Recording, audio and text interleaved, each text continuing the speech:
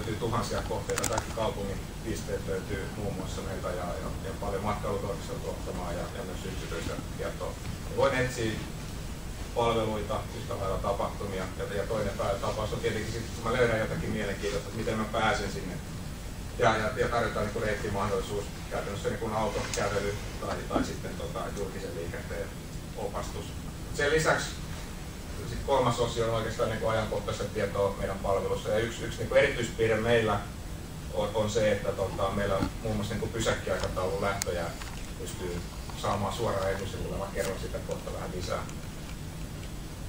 Oikeastaan suoraan tällä kalvolla. Tämä on niin ehkä yksi mielessä semmoisen sanotaanko kokeneen käyttäjän käyttötapaus, että mä kerron vaikka itsestäni tässä näin, että asun Espoossa Olarissa, käyn Otaniemessä töissä ja silloin tällä kaupungissa ja mulla on niin voi sanoa vähän se mobiilikäyttö niin helposti kuin mahdollista, että ei tarvitse kauheasti lähteä etsiä ja hakea sitten, vaan että ne löytyy niin saman tien.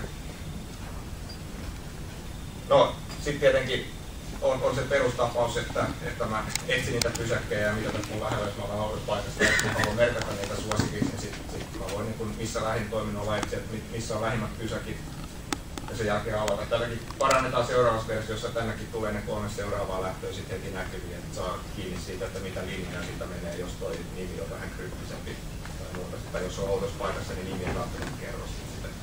Ideana, että pääsee pysäkkiaikatauluihin nopeasti käsityyn. Mä seison pysäkillä, otan meidän palvelupaikana itse, niin missä lähin pysäkki, niin ihan varmasti tulee sen pysäkkiaikataulu esimerkiksi näkyviin. Kolmas käyttötapaus on sitten siinä mielessä se, että meillä on valtavasti kohteita, tuhansia käyttäjiä kohteenkeli, niin tässä jos lähtisinkin julkisella.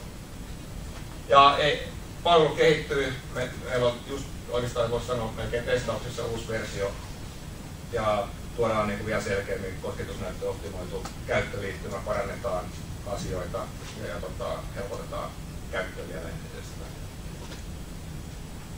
Kiitos.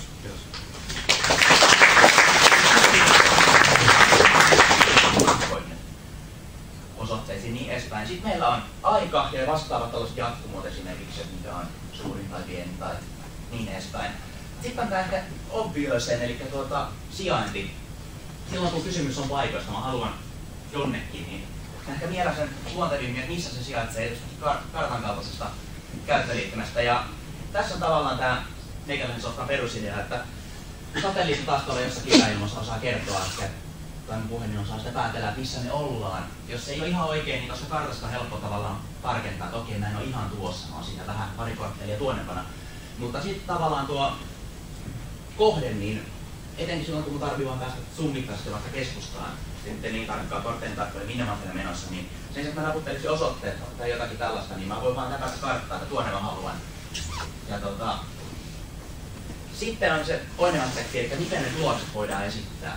Ja tässä nyt on tämmöinen pieni aspekti, että on tämmöiset luonnolliset enkoodaukset, eli että ne asiat näyttää esimerkiksi siltä, mitä ne on. Eli tuo toinen palkki on reilusti isompi kuin toinen. Sen sijaan osa tiedosta voi perustua tommoseen, että mä oon oppinut, että numero 9 on tuon näköinen, numero 3 on tuon näköinen, mutta se ei ole ihan yhtä suoraviivasta. Ja se on helpompi muistaa tuollainen intuitiivinen visuaalinen esitys.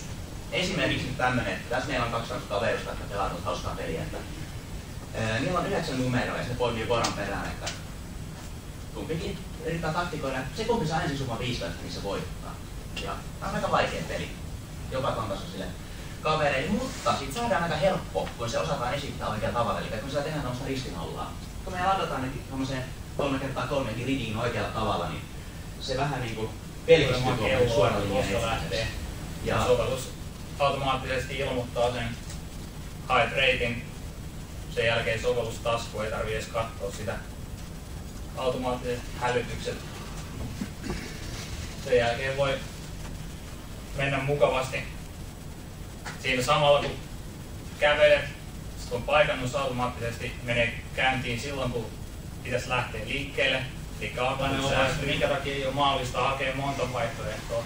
Jos menee vaikka töistä kotiin ja pitää käydä matkalla kaupassa, niin eka pitää hakea yksi reitti, sen jälkeen pitää katsoa se toinen vaihtoehto ja sen jälkeen yrittää muistaa, että mikä se ensimmäinen oli. Niin tässä voi ihan samaa kertaa hakea ne molemmat.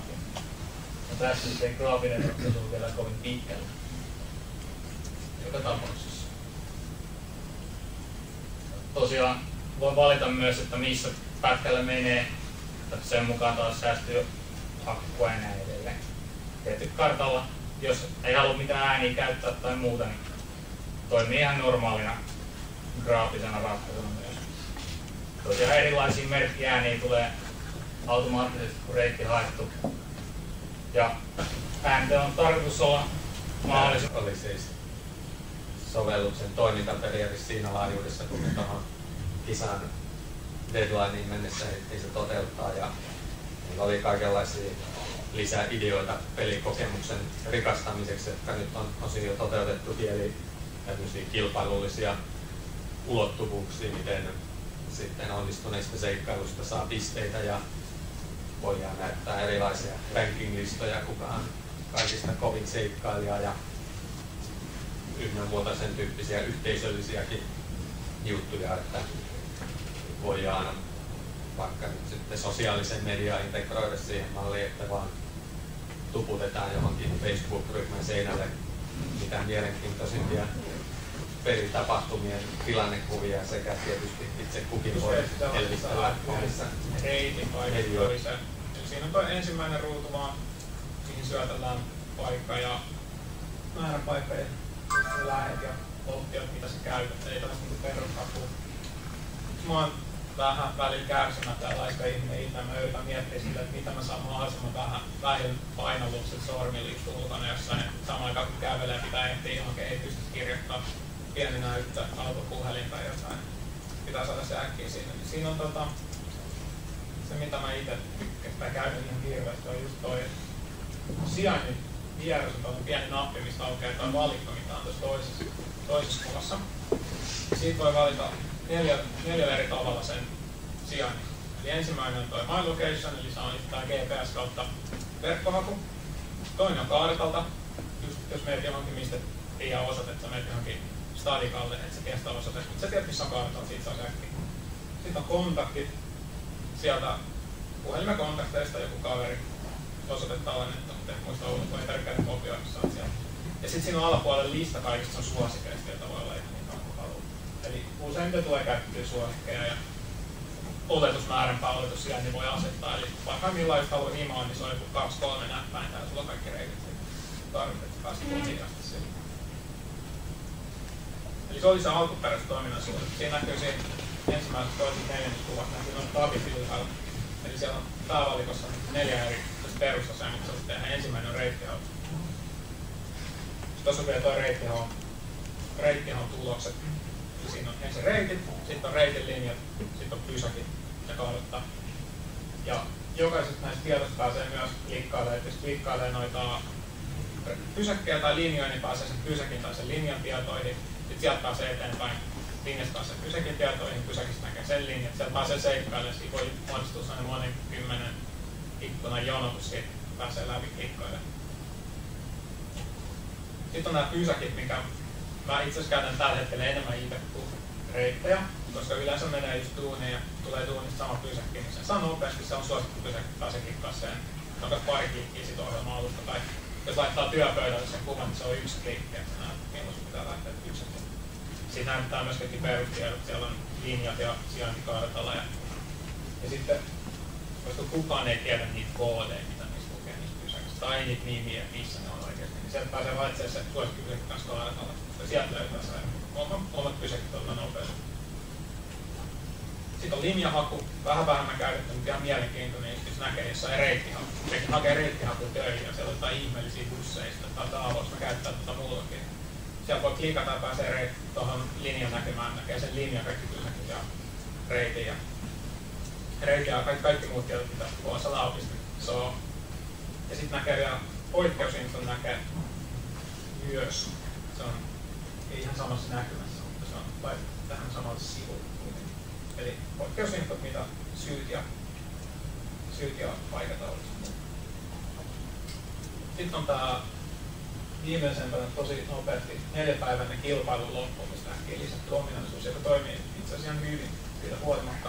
Eli siis ratikoiden ja muutaman bussin kiiväsijainnit kartalla. Ja se päivittyy puolen sekunnin välein, kyllä se toimii ihan livenä. Ja sieltä saa myös ne reitit niistä kyseisistä ratikoista siihen kartalle klikkaamalla sitä ratikkaa.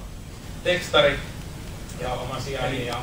Nyt kun me ollaan Helsingissä, niin tarjoaa tämän taksitilauksen, kännykkälipun tai lähdetään osoitekaverille, niin se hakee osoitteen, missä me ollaan ja helpottaa sitä.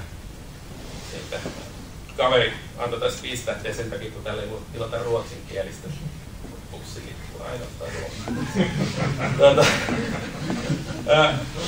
se lyhykäisyydessä, eli niin, se on kyyti. Tosiaan tämä valmistui hyvissä ajoin, monta päivää ennen kisaa saatiin sinne kauppaan. Ja sitten tuli, että hei, voisi jotain muutakin tehdä. Niin mulle tuli mieleen, että semmoinen lisätodellisuus olisi kiva, niin mä osallistuin myös sillä Kyyti AR-nimisellä sovelluksella. Se ei ole tähän vielä integroitu, niin mä näytän sitä niin erikseen. Eli Kyyti AR. Idea on se niin, että se olisi osa